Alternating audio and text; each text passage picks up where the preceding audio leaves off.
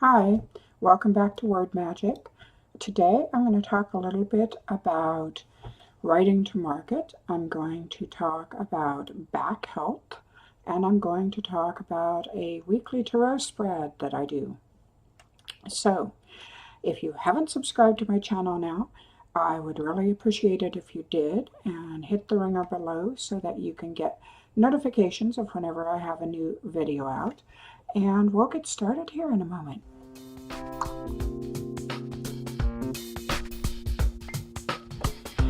For those of you who may not be sure who I am, let me give you a little introduction here. I am Yasmine Galenorn. I am a New York Times, USA Today, and Publishers Weekly bestselling author of over 65 books.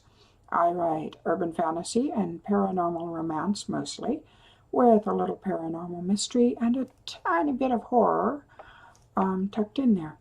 I have been in the business professionally for over 23 years. I spent 20 years in traditional publishing, mostly with New York publishers, and the past 3 years I went indie, and I'm just starting my 4th year. So I'm really excited about that, and I'm really happy to be where I'm at. So let us proceed to today's discussion. First, I'm going to talk a little bit about back health and sedentary jobs. Writers, secretaries, anybody who spends a long time in the computer chair at their computer or at a desk. Anybody who spends a long time every day there is going to probably run into some sort of back problems. So a little bit of background about my back issues. In 1994, I got out of a car at 1 in the morning in a dark parking lot and promptly stepped into a pothole that I didn't see. I went down. Not only did I tear up my ankle really bad, but I fractured it at the time and I didn't know it. We went to the ER.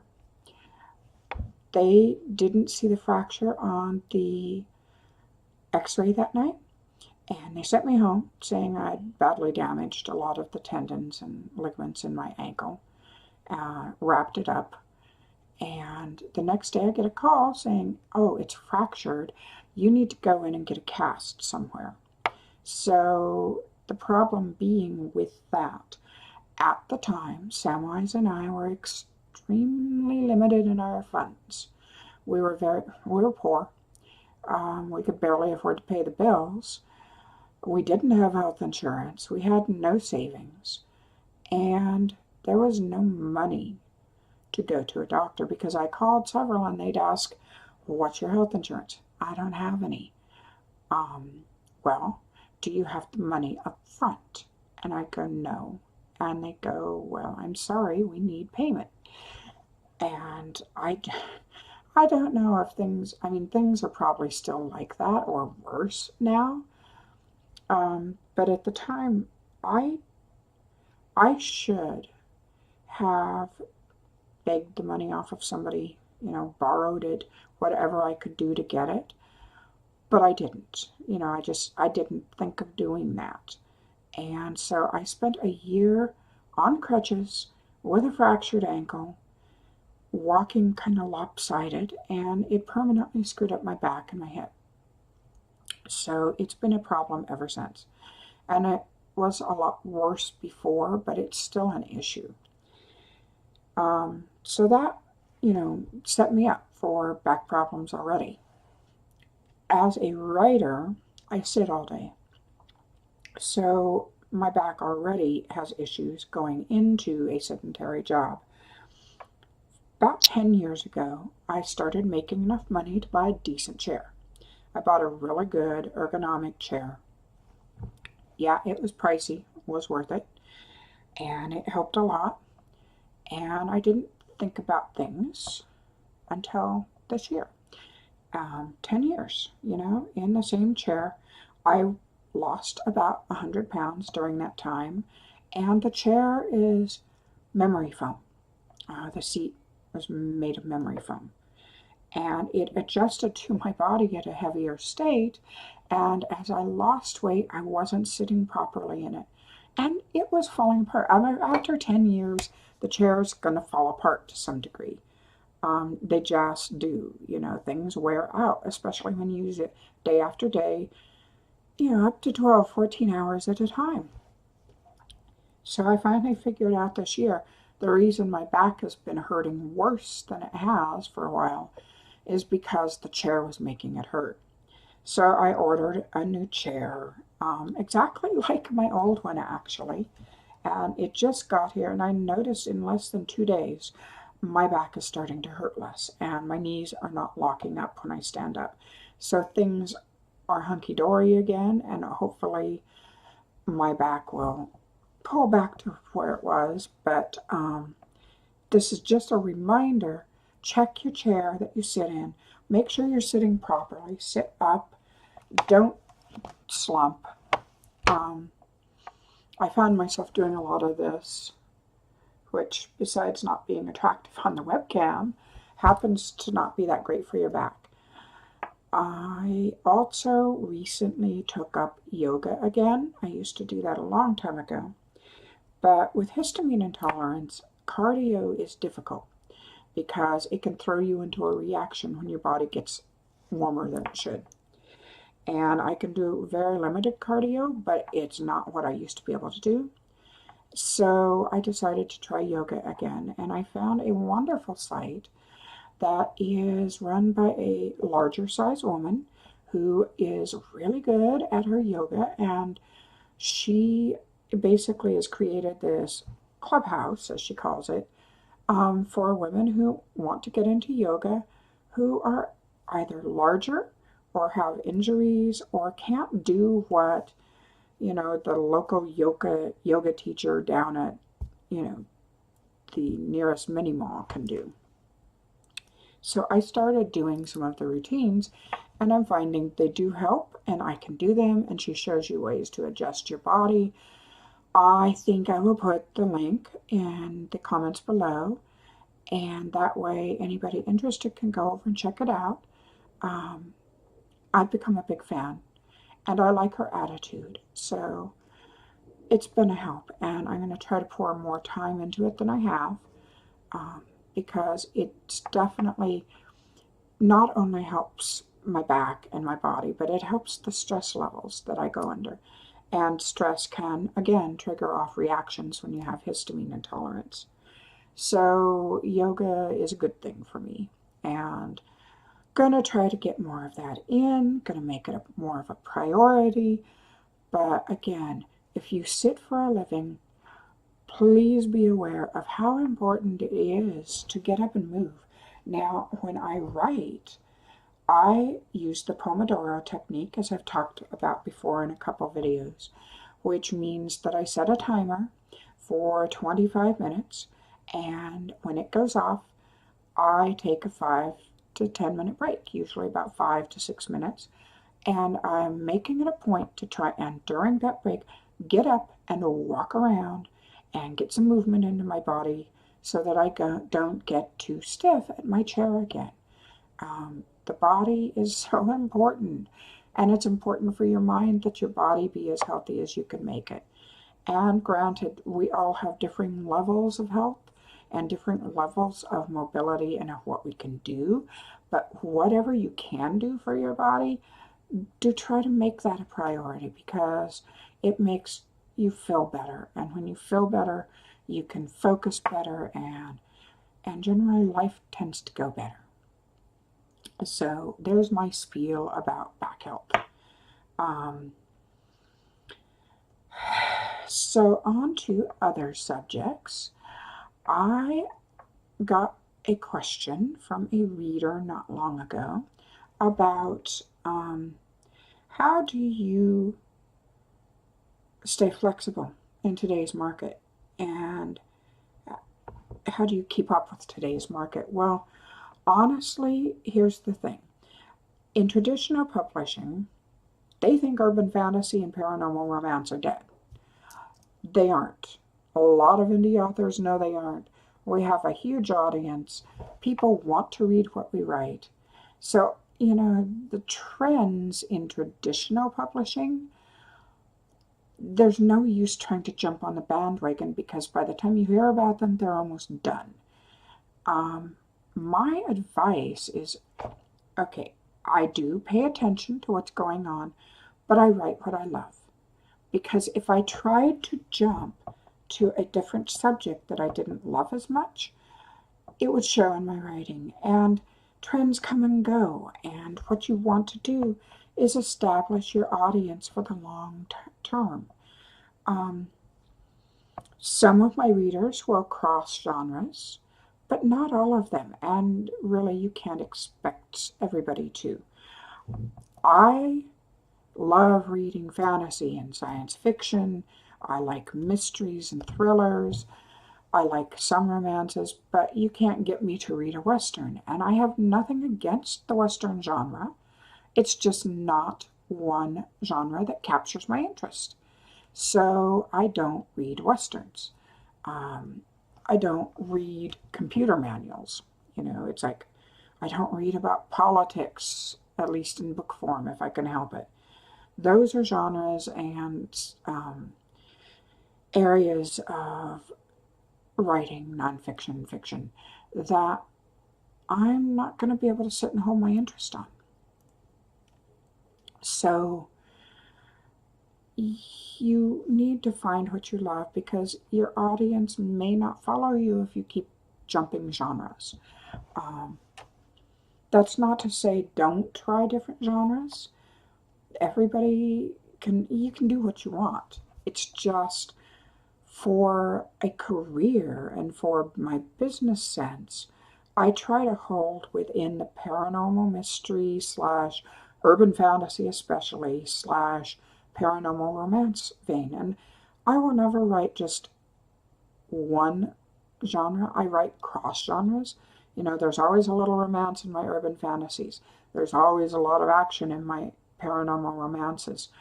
There's a lot of paranormal in my paranormal mysteries and probably some romance and a lot of action. I don't do well locked into one genre, but I try to stick in the same general road or theme, path, if you will. So there's my take on that. Staying nimble in the market, to me, means being consistent with your releases, how many you release. Granted, we can't always hit the mark all the time, but your readers are going to expect a consistent output. Now, whether that's 2 books a year, 4 books a year, 6 books a year, a novelette or a novella every month, whatever that is, try to remain consistent. I did find that when I started writing more frequent books, well, as I said, I think it was a week or so ago, I was limited at Berkeley by how many books I could write. They only wanted so many, and when I started writing more, a lot of my readers were really thrilled, and I was happy because I am naturally productive. If I wasn't as prolific as I am, I wouldn't push myself to try for that. I might push myself a little harder, but everybody has a certain pace. Everybody has a natural pace for their writing. So you've got to find what works for you. You've got to find the pace that works for you. You've got to find the genres that work for you. You've got to find basically the approach that works for you. I know I'm getting off track here a little with that question, but it goes into so many other things. Your promotion and your marketing and your writing and your social media, that's all intertwined. One thing affects the other. If you find you have to scale back and you aren't going to get that book out when you promised your readers you were, because say you get really sick, or someone in your family gets sick, or you have a tornado hit your house or something, you need to let your readers know why. Because if they know why, they're generally forgiving. It's like my readers are great on the whole. They understand if something's a few days late. They understand if it's going to take a week to get the print out rather than the same day. Because when you're indie, the print doesn't always coincide with the ebooks in terms of when the release is. And I find that when you communicate what's going on there, and you don't have to be specific, you don't have to say, well, my mother has cancer, or well, my husband broke his leg. You know, it's like you can if you want, but if you don't feel like saying that, you don't have to. You can just say, I have a family emergency. It's going to put this book off for a while. Or I had a change in schedule. I'm sorry. I will keep you updated on when to expect it. Communication is very important. Another reader question I get, and I get this on a regular basis, but it's always kind of fun to answer, is what are some of my favorite shows, and do I watch TV or Netflix or Hulu? I'm a Netflix junkie. And Amazon Prime, I love watching stuff off Amazon Prime. And I watch the Food Network, and I watch Home and Garden Channel. Some of my favorite shows. Criminal Minds has always been a favorite one of mine. I love that show. Lost Girl is my favorite show ever, and I miss it. I loved Buffy, the Vampire Slayer, the show, not so much the movie. I watch a lot of Food Network challenges. A, I love the competition, but B, being so limited as to my dietary choices because of the histamine intolerance and food allergies, it's sort of a vicarious thrill. You know, it's like I can no longer do a lot of baking. I can no longer cook with a lot of the things I used to cook with. And so it's kind of like this vicarious experience. Some of my favorite movies. My favorite movie of all is Rebecca. Absolutely love that movie. It's my second favorite book. By Daphne du Maurier, and I have a passion for that story and that book. Other movies that I love the Terminator movies, the first one and second one, and I loved the first and second Aliens movies. I love Men in Black, love Tremors, absolutely love the Tremors franchise. Kevin Bacon is one of my favorite actors, and I don't know why, but I think he's just hunky-dory. I love Fargo. Some of the Coen brothers movies I absolutely love, like Raising Arizona and Fargo. And oddly enough, I loved Oh Brother, Where Art Thou, I think it is. It doesn't seem like a movie that I would like, but I actually liked it a lot. And then a few others like The Big Lebowski, I'm not that fond of. But I think that they are brilliant directors in many ways. So I love those. I love Alfred Hitchcock. Absolutely a Hitchcock fan here. Not just Rebecca, but Rope. Very little known, incredibly fascinating movie, especially how it was made. If sometime take a look on the net and read up on how that Hitchcock made Rope, and it's interesting to see how he did it. It's one of the most suspenseful movies I've seen without any gore at all. So, you know, I love Rope, Rear Window, Vertigo. Absolutely love Vertigo. In fact, this is making me want to have a Hitchcock, you know, film fest again. So I love those movies. I love the Legally Blonde movies. I think Reese Witherspoon is absolutely brilliant in them. I'm a movie junkie. I love all the old B-grade science fiction movies. Plan 9 from Outer Space. The War of the Worlds, the original one. It'd be a brilliant, beautiful movie. Let's see. And of course, now I can't even remember it. Klaatu Barada Nikto. Not When Worlds Collide. but this is going to drive me nuts. Hold on, I'm going to find the name of that movie. Of course, it was The Day the Earth Stood Still. So yeah, you know, all those old movies, I love them deeply. I like the Godzilla movies. I loved Pacific Rim. I love those adventure movies. Hellboy with Ron Perlman, the Hellboy series. I loved that. I love the X-Men. I'm not really a Marvel or DC fan except for Thor.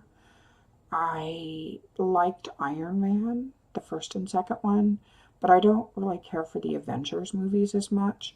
I don't know what the difference is.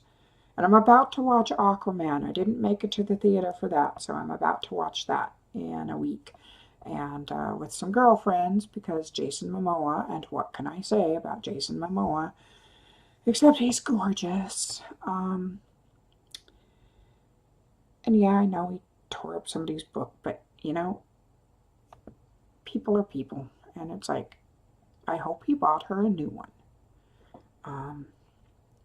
So, yeah, those are some of the movies and shows that I like. I also love The Dead Files. Absolutely love The Dead Files. She feels real to me. And working in magic, yeah, I can sense things like that, and I'm just fascinated by that show. So, yeah, there's the answer to that. Now, as sort of a closing topic today, I'm going to talk to you about a 3-card spread that I do weekly, and I'm going to show you basically my notebook here for it. You can see I have the week of, and this is a dot grid notebook. It's a happy planner, by the way. And so I've divided 3 columns. One for the first card, which is opportunities coming up this week. One for the second card, which is be aware of, kind of like be on the watch for this. And the third one is the overall energy of the week. And I love happy planners, by the way. I love planners in general. The 3-card spread. Just take your deck, focus on what do I need to know for this week? What opportunities are coming up? Pull a card. What should I be aware of? Pull a second card. And for the third card, focus on what is the overall energy of this week. And so write that down every week in your journal, whatever form of journal you want to, and keep an eye on it and see how it pans out, because you can look at the end of each week and see what it said and get a feel for how the cards are reading for you. I would show you, you know, a 3-card spread here, but my webcam is doing some wonky stuff again, and I need to look into it before I can do anything where it's focusing down on my desk so that I could show you my planners and stuff at that point. I think that's about it today. I have a friend here. I'm really excited because we haven't seen each other. Well, we saw each other last year at my renewal of vows that Samwise and I did, but it's been years since we've had time to really hang out. And I'm really enjoying having her here for a few days. So I'm going to go so I can spend some more time with her, and so I can get this video put together for you. Again, if you haven't subscribed to my YouTube channel, please do. Like this video if you like it. That always helps in visibility. You know, leave comments and questions for me, and I will do my best to answer them either in the comment thread or on the next video. And until next week, I want you to have a lovely week, and it's been nice talking with you, and I'm actually starting to really enjoy doing these videos, so I hope they help, and we'll talk to you next week. Bye-bye.